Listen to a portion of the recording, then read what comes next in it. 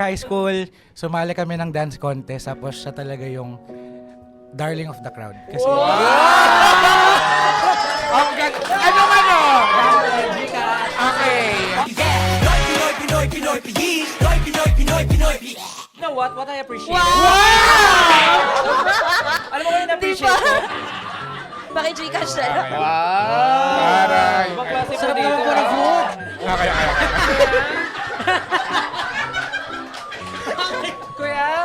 Kuya, yung car ka ba kay Mold? Kasi Wow! Okay, nag-isip. What you said? Hello po, kamusta po kayo lahat? Ako po si Pablo.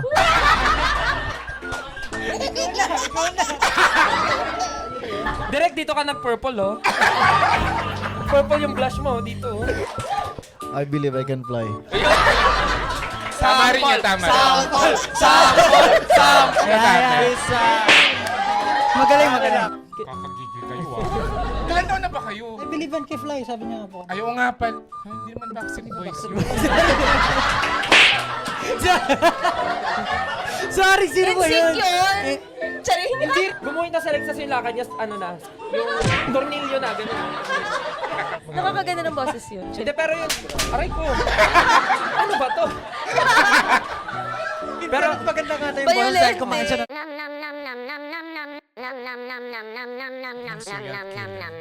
Ay, Veer. Karamihan. Karamihan. Na never namin na-release. Kasi nga super ano siya, super Morbid. sensitive siya and medyo disturbing siya for the audience. Tapos itong mga to, worried. Sabi nila, Stel, gusto mo makipagpalit ng kwarto? Nalala ko si Josh ata yun eh. Gusto mo makipagpalit ng kwarto kasi papatayin ka niya ni Pablo. Hindi kasi, sabi niya, sure ako dyan. Pagka ano yan, wala. Sabi niya, tignan mo siya, wala pa yan sa ulirat niya. Baka patayin ka talaga niyan. Ako naman sabi ko, siyempre natakot ako. Hindi naman siguro, si Pablo yan, hindi niya gagawin yun. Linis Pero si Josh, palit tayo, papatayin ka talaga.